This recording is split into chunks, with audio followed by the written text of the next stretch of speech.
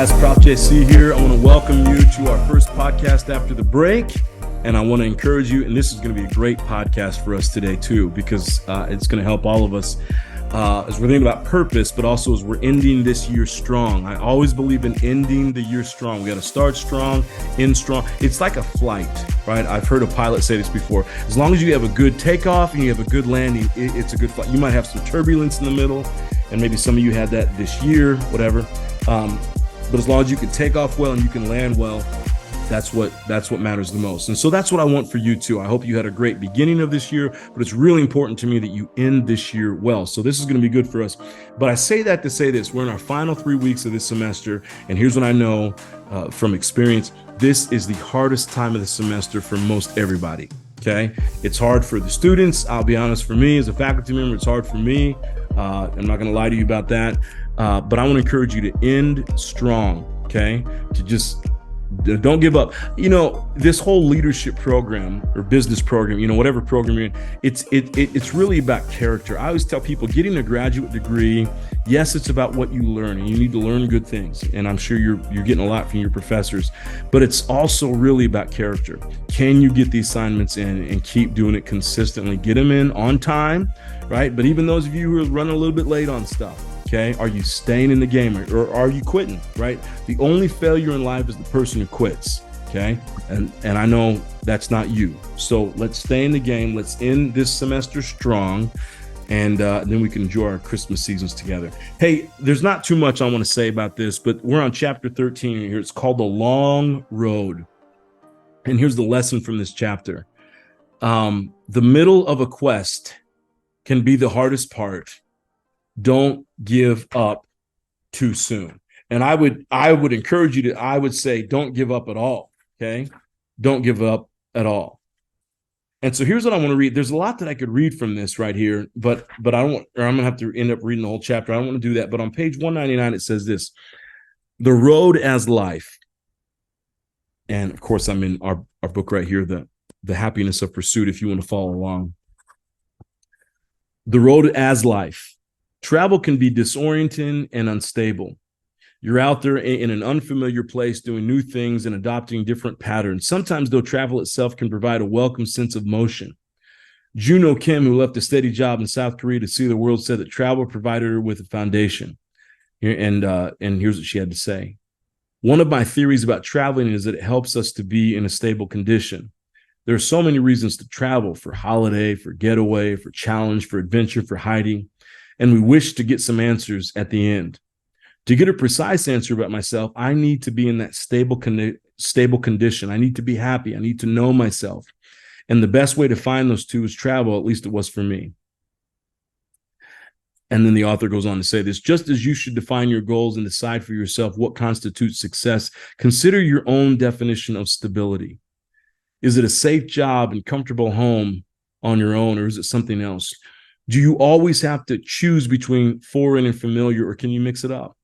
Juno found stability by leaving behind what was considered a much more stable lifestyle. She found her stable condition in her native land. So when we're talking about this idea of the long road, here's how I want to keep these two together. So the middle of the quest can be the hardest part, or close to the end, right here we are in this semester, can be the hardest part. Don't give up. Okay. And here's how we don't give up. Here's how we take the long road. You've heard this before. How do you eat an elephant? One bite at a time. Okay. How do you run a marathon? One step at a time. And the older I get, the more I understand this. Consistency is everything. The longer the road, the bigger the goal, the more consistency you and I need to have. The longer the road, the bigger the goal, the more consistency you and I need to have. Okay. On the long road, and see, here's the deal. When we keep the vision in mind, when we see where we're going and we keep that at the forefront of what we do, everything else, it just seems to kind of, you know, we have bad days, we have good days, we have up days, we have down days. But what we learn is that if we just stay on and stay stable, stay in a stable condition and just keep moving forward towards the goal, that's the key on a long road. The long road is not to be, get out there and run fast one day and not run for 10 days at all. It's every day to get up and just be consistent. I have found, there's this great podcast that I listen to, and it's called Beyond the Smoke. He's not podcasting very much. He does a lot of good interviews, but it's called Beyond the Smoke. It's a guy from Florida or Orlando, Florida. He's got a barbecue place out there, and I guess it's one of the top in Orlando, maybe one of the top in Florida. So I'm going to get out there sometime in the next year and go out there and taste that barbecue and hopefully get to meet this guy because he's been an inspiration to me. But he has one of his podcasts, his earlier podcast is called Success is Found in the Mundane, or Success from the Mundane, something along those lines. And what he basically is saying is this, is that in order to be successful in life, if you study the greats, right, you study the LeBron James, you study the Tom Brady's.